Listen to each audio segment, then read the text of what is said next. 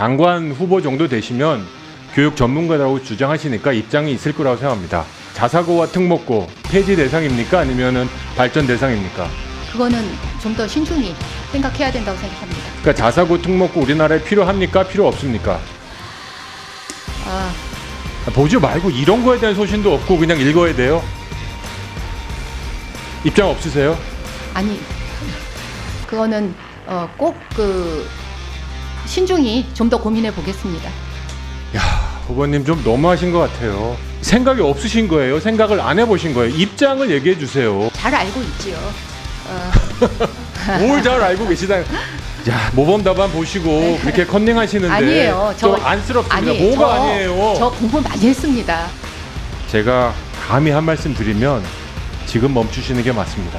오죽하면 뒤에 있는 교육부 공무원들도 후보를 불안해하면서 답변하지 마라, 동문서답해다 이런 쪽지를 준 만큼 무례한 짓을 하겠습니까?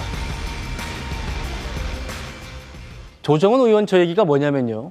방금 보셨죠? 이진숙 후보자가 답을 할 때 뒤에서 교육부 공무원들이 뭔가를 건넸습니다. 쪽지였어요. 그 쪽지들에 뭐라고 적혀 있었냐면요. 저희가 그 쪽지 사진을 확보했습니다. 모르는 것에 대해서는 잘 알고 있다고 답변하지 마세요. 곤란한 질문 받으시면은 즉답을 피하십시오. 시간을 가지시거나 동문서답하십시오. 교육부 공무원의 장관 후보자 코칭입니다. 동문서답하라는 겁니다. 안다고 했다가 괜히 혼나지 말고 잘 모르면 모른다고 하고 답변하지 마시고 동문서답하십시오. 그리고 조정은 의원 같은 야당 의원들이 통계를 물어보면 또 답을 못하고 있잖아요. 그러니까 학령 인구 감소 통계 2024년에서 43년에 이렇게 된다라는 것을 다 써준 겁니다. 소위 이제 컨닝했다고 그러죠. 다음이요. 모르는 것에 잘 알고 있다고 답을 하라. 모르면 모른다고 해야지. 잘 알고 있다고 답을 하라고 하고. 잘 알고 있다고 말하고 답을 하지 말라. 곤란하면 즉답 피하고 시간 가져라. 동문서답하라. 자, 설정 변호사님. 네. 그렇지만 아까 이진숙 후보자가 의원님 저 공부 많이 했어요 라고 하지 않았습니까? 어떻게 보셨습니까? 그러니까요. 공부를 잘하는 학생들은 어떠한 질문에 대해서 아니면 문제를 풀 때 어떠한 그 질문의 핵심에 해당하는 답을 하는 것이 공부를 잘했다라는 평가를 받을 수 있지 않겠습니까?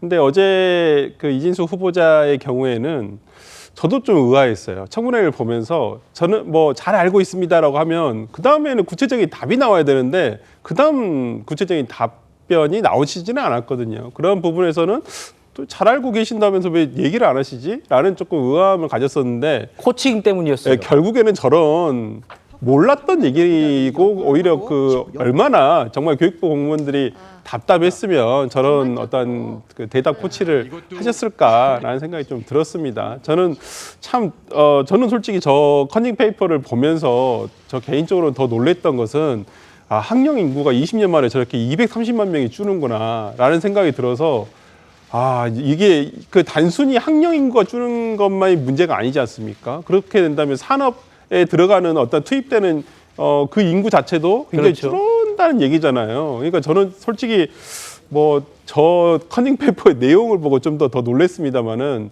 뭐 이진숙 후보자로서는 어저께 참 뭐 자녀 교육에 대한 부분, 그 다음에 논문에 대한 부분 외에 진짜 뭐 구체적인 교육부 장관으로서의 어떠한 그 얘기가 나온 것은 정말 기억에 남는 게 하나도 없습니다. 솔직히 말씀드리면.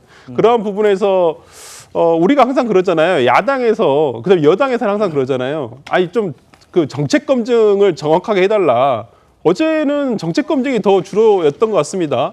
근데 정책 검증을 해봤지만은 결국에는 부족하다. 그리고 본인도 부족함이 많다라고 스스로 자백하셨잖아요. 근데 우리 교육부 장관 정말 533학년의 어떤 그 학령 인구에 해당하는 학생들을 교육시켜야 되는 그러한 장관의 자리에 스스로 부족함이 있는 장관을 우리가 굳이 교육부 장관으로서 믿고 따라가야 될까요?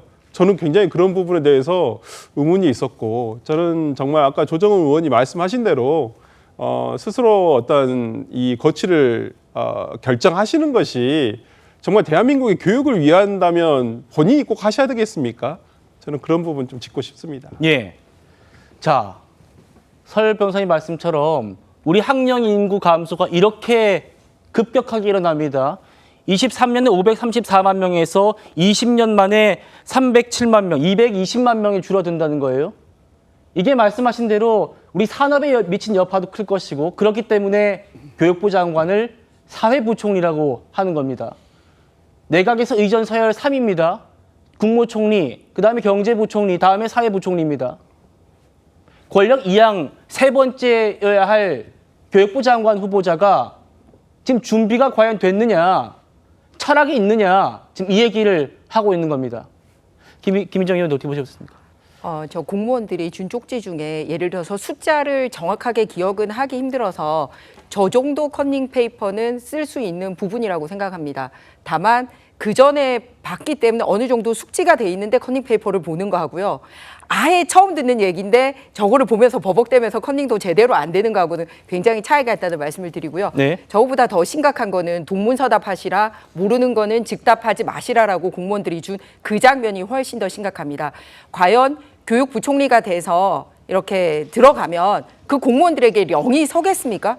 그냥 거짓 보고가 올라와도 그거를 분간할 수 없을 정도로 완전히 지금 이 국회에서도 저렇게 후보를 바보 취급하는데 어떻게 공무원들을 영이 서겠고, 그리고 교육부총리뿐만 아니라 교육부뿐만 아니라 다른 사회 부처를 다 이렇게 지도를 해야 되거든요. 복지부라든지 여성가족부라든지 그런 공무원들이 저 교육부에서 가지고 오는 페이퍼나 장관의 명령에 어떻게 공무원들이 일사불란하게 일을 하겠습니까? 아니 바보 취급하면서 대답하지 마시죠. 답하시지 마시죠. 동문서답하시죠.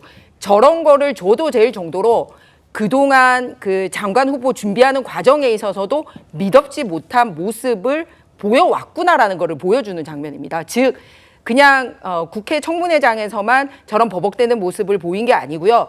업무 보고하는 와중에도 후보자가 미덥지 못하다는 것을 이미 공무원들에게 각인을 시켰기 때문에 이 상황에서 이 쪽지 들어가야 되겠구나 판단을 한 겁니다. 바보 취급한 겁니다. 절대로 공무원들 통솔 안 됩니다.